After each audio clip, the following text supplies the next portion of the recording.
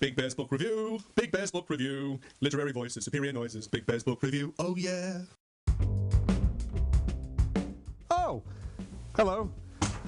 I'm international best-selling author Bradley Trevor Greive. Welcome to Big Bear's Book Review. It's always been extremely difficult to interpret an elephant's facial expression during coitus, and so too, in literature, it is often impossible to determine what is and is not a true classic.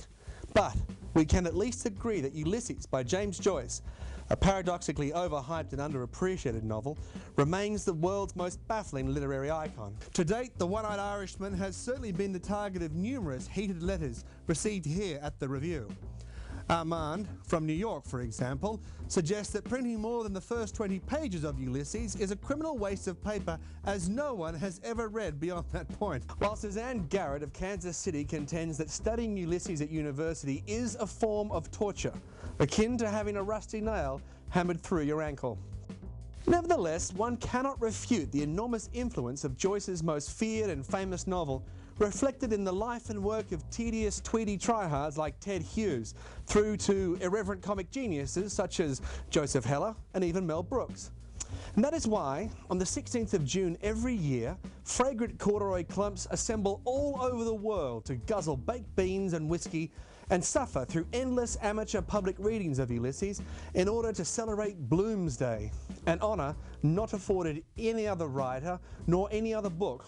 James Joyce, as it happens, was born on Groundhog Day and, like the predictions of the fat and wary woodchuck upon which our wintry hopes rest, his writing presaged a whole new form of prose poetry. The Joycean voice was at full cry during a curious age where rigid social structures were coming to terms with the idea that underpants were optional. Perhaps Joyce's blindness increased the sensitivity of his other writerly senses.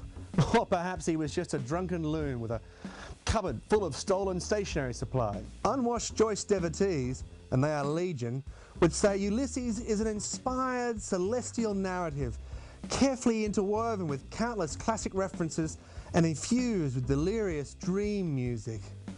Other critics suggest it is liquid gibberish, garnished with a little piece of poo.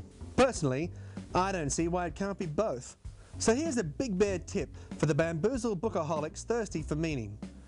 Ulysses was initially published in serial form, and perhaps allowing a pause for rest and recovery and reflection between each small bite represents the best strategy to devour and stomach this shapeless masochistic melange. Ulysses, for all its nonsensical woodworming, is seeded with luminous literary pearls that will reward the patient reader.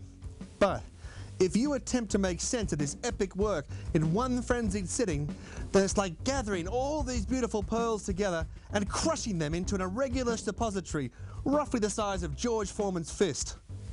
And that's not for everybody. To which I should add, it never hurts quite as much when you've had a few drinks. And remember, literacy is sexy. Oh yeah. Big Bear's Book Review is good for you. Big Bear's Book Review is good for you. Big Bear's Book Review is good for you. Big Bear's Book Review.